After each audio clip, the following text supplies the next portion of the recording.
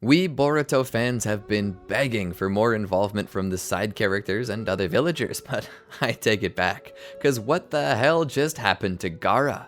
Gaara got bodied, the village hidden in sand is in grave danger, Boruto's life is at risk, and he's teaming up with KAWAKI too? There's too much happening in this chapter, so let's take a step back and look at chapter 15 in detail. Moegi's clone Matsuri was able to make light work of Gaara and Shinki's team, much to their surprise. Gaara is following the unk trend in Boruto, getting a shitty haircut and then getting bodied by an Otsutsuki, then the next one and now another one. He and Sasuke must have it the worst here. Gaara binds Team Shinki and orders them to escape as Matsuri is too strong for them to deal with. Gaara is performing his duty as a Kage flawlessly, ready to sacrifice for the next generations whenever need be, just like Tobirama and others. But why is Matsuri here, and how did she get here so quickly? You see, after Jura spared Boruto and started focusing on Kashin Koji, they've been hunting for hints to find Koji's whereabouts. This, I suppose, led them to the village hidden in the sand. Using claw marks, all of them can travel across the world almost instantly, while our shinobi have to struggle with their pace. This time, it was Gaara and the others who got stuck with the problem. Gaara then declares Shinki as the next Kazekage as he prepares to send his son away. However, Shinki breaks through the barrier and uses his iron sand technique to deal with all the threats close to Gaara. He follows this by instantly sealing Gaara away. There are some very interesting things to discuss here. Firstly, it's important to remember Shinki's backstory, which was shown in episode 59 of the Boruto Naruto Next Generations anime. In the episode, we see that Kid Shinki was unable to control his powers, which were already strong enough to kill strong shinobi. If this was the time when Naruto grew up, then Shinki would have become an outcast, kept alive to simply be used as a weapon with fear and insecurity constantly brewing inside. Gladly, this is not the case anymore, as Gaara, who experienced something like this himself, made his way through Shinki's power and hugged him. He told him that it was okay to not be able to control his powers, and that Gaara would teach him too. Gaara helped Shinki grow exponentially, and eventually he adopted the child. This meant everything to Shinki, who was abandoned by the world, and hence Gaara is the most important thing for Shinki. He has proven in the past that he will ignore all of his feelings and regrets if they might hinder the mission, as he does not mean to disappoint or inconvenience his father in any way. Even Temari has stated how much love Shinki has for his family and how serious he is about everything. However, since the time he spent with Boruto, Shinki has realized how important empathy is, and the importance of making humane decisions.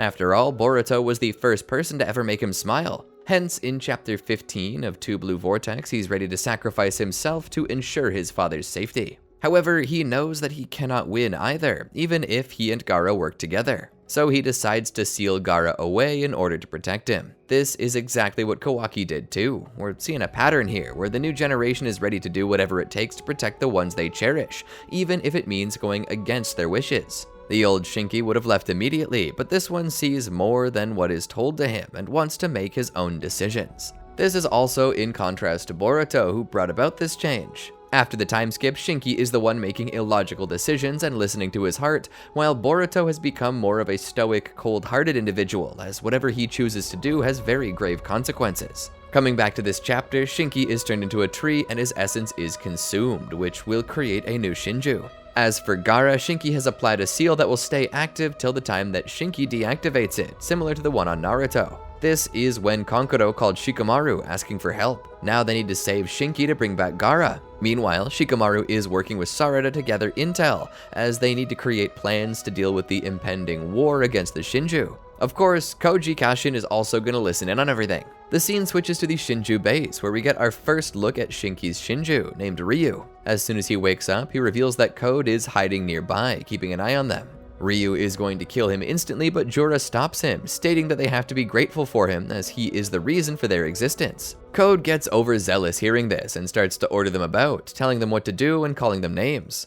He also states that he should be the one to consume the chakra fruit to fulfill Ishiki's will. However, Jura wonders what would happen if he were to consume the fruit out loud. This angers Code, who tries to attack but gets one of his hands severed, and is then allowed to escape one last time since they owe him. I don't think there's ever been a bigger L than Code. How can someone get thrashed around by the main character's homie, the beings he birthed, the girl who's in a frozen state, and her little brother who's 3-4? I feel like I should just skip anything Code related because it feels like all of this is just a build up to the funniest death of all time. Nobody is as happy as Momoshi though, who was previously Bug, as Code always used him like a slave and tormented him. Still, there is some important stuff here. Jura's curiosity. Since they are made of a human's essence, all Shinju have a certain level of curiosity and similar emotions. So Jura wants to lead his kin to evolve and become something better, and find ways to do so. Also, Code promised that he'd have the last laugh, and there is a chance that this is just a streak of bad luck for him, which was sort of mentioned in chapter 71, where Code states that he'll do to Konoha word for word what Momoshiki initially stated. While he did state it while referring to Kawaki, the two are sort of two sides of the same coin. You see, Code symbolizes true ambition and the effects of it. We've seen it countless times throughout history when a man only focuses on his ambitions and goals, which leads to catastrophe. What makes this more concerning is the fact that he's not doing it for himself, especially in the traditional sense of growth or challenge. He's seeking vengeance while responding to a supernatural higher calling. The calling is obviously from the Otsutsukis, and Code is fully embracing it. On the other hand, Kawaki and even Boruto, who are in the same position as him, with higher potential even, reject the Otsutsukis and their higher calling for the will of fire. Both Code and Kawaki are intertwined with their history as the vessels of Ishiki, and the two keep moving differently as Kawaki seeks love and redemption by making things right and earning his worth, whereas Code wants to destroy everything and grow away from the mortal shinobi world, becoming a true Otsutsuki. That said, I still find it highly doubtful that anything will truly come out of this character in the grand scheme of things, especially because the Shinju have decided that they will kill Code if they ever see him again. The scene shifts again, and this time it's to our protagonist, Boruto. Even though he's the most wanted man in the world right now, he's chilling on top of the Hokage monument, expecting Kawaki to arrive. Kawaki comes to meet Boruto alone, as he has a few questions. He's confused as to why Boruto didn't snitch, and asks why. The rogue shinobi replies that there's no point in stating the truth, as Ada's abilities will eventually rewrite their memory again, and by the time that happens, the unrest caused by the truth could lead to a lot of problems. He's fine with being the most wanted man in the world and having people believe him to be his father's killer, as he states that he has the power to not be fazed by anything. He thanks his masters for this, although he doesn't state Koji's name out loud for obvious reasons. Kawaki also inquires about Boruto's Kama, as it seems that he cannot control it still. Boruto explains that 2 years ago, during a fight against Code, he decided to use the Kama seal for the first time since he ran away from the village. Here he's referring to the fight shown in chapter 5 of 2 Blue Vortex, where Sasuke is forced to sacrifice himself. This is because when Boruto activated his Kama, Momoshiki had an unexpectedly high amount of control over Boruto. In fact, his level of control was so high that Boruto felt as if he were dying while being conscious. This was probably the worst thing that Boruto had ever experienced, and it scarred him to the point that Boruto has never tried to even come close to using the Kama again. He also reveals that the last time Momoshiki said anything was back in chapter 80 of the Boruto manga, which was over 3 years ago. With this, I believe that Momoshiki is trying to torment Boruto in every way possible. Kawaki realizes that Boruto is deteriorating at a very rapid pace, meaning that he does not have much time left. Boruto is dying. Here, Boruto was referring to the dialogue exchange between him and Momoshiki in chapter 72 of the manga, where Momoshiki stated that soon he will take over his body and live for him, and Boruto, his precious vessel, can live in the back of his mind with nothing to worry about as he fades away. He tried to do this in chapter 80, but Boruto's sheer will shocked Momoshiki too. Furthermore, Sarada was able to twist fate by convincing Sasuke, which was never meant to happen in the future that the Otsutsuki oversaw. While I stated that Momoshiki might be playing mind games with Boruto, there is a chance that these events led to Momoshiki taking time to create an intricate plan and research more using his powers to guarantee victory. Back in the chapter, Boruto tells Kawaki that their biggest threat is the Shinju, and he cannot defeat them alone, especially Jura. He reveals that he dies by Jura's hands in every future he has seen, and the two have witnessed the difference in their own power levels firsthand. Kawaki states that no matter what happens, every Otsutsuki, including both of them, must be exterminated. Boruto reassures him, stating that if he ever goes berserk, Kawaki should kill him instantly.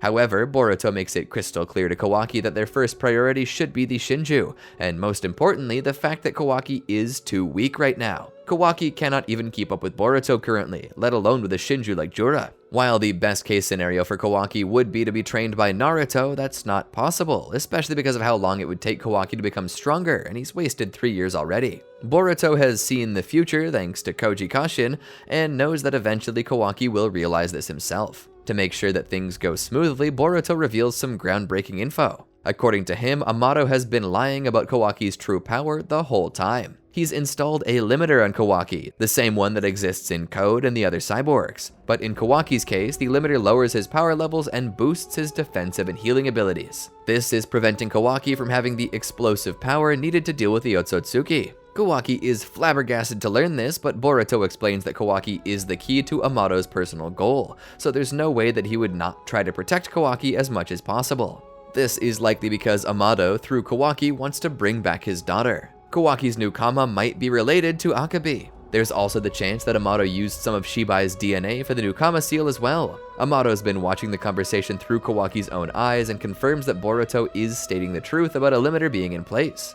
Amato reasons to himself that this was because he did not expect anyone stronger than Limitless Code, and Jura is an exception he did not foresee. While Boruto has lit the flame of change in Kawaki, he still states that all Otsutsuki need to be eliminated, including both of them. To ensure the eradication of them all, Boruto and Kawaki should be the last though. Hence, he agrees to form a team with Boruto to face the Shinju. While Boruto is glad to hear this, he warns Kawaki not to drag him down. The amount of red flags around Boruto and Kawaki is extremely scary right now, but for different reasons. Boruto has shown that he can take care of himself, however, considering the amount of pressure piling atop him, combined with Momoshiki's threat, it feels like something catastrophic will happen very soon. On the other hand, the fact that Kawaki did not suspect anything about Amato's intentions is a major red flag on just how complacent he's become. He simply believes that he is the strongest right now, or at least he did until now, and he's wasted over 3 years, which could be the most crucial period of time for growth. While getting rid of the limiter plus some training should be good enough to let him hang with the Shinju, he's clearly lost his edge, which could become a problem. Furthermore, all of this is what Boruto has managed to learn through Koji Kashin, who gained this information through his spy frogs. I'm sure there are also things we still don't have any idea of that Amato plans on executing. He must have multiple contingency plans, or can cook up the right idea on the fly too. We know that this man will do anything to resurrect his daughter, and who knows what she'll turn into when she's inevitably brought back. Then there's Jura, who is possibly the only enemy who has managed to create a concern in the minds of fans since the time of Ishiki manifesting for the first time. While these guys do have human tendencies, they definitely tend to lean towards the bad ones, meaning that they will not give a fair fight to Boruto and the others. If they decide to gang up on Boruto and Kawaki, the chance of them surviving is extremely low. Which reminds me, Gaara is essentially cooked, because Ryu can most definitely bury a whole village in sand, and it's only a matter of time before the seal on Gaara is somehow broken. Still, it's good to learn that Kawaki's extreme and surprising lack of power was not plot convenience, but a plot point. Anyway, I'm super stoked to see where Boruto goes next. Let us know what you thought of this newest chapter in the comments. We'd love to hear from you. And make sure to like, subscribe, and ring the bell to be notified about our latest videos as they drop. Anyway, until next time, peace out.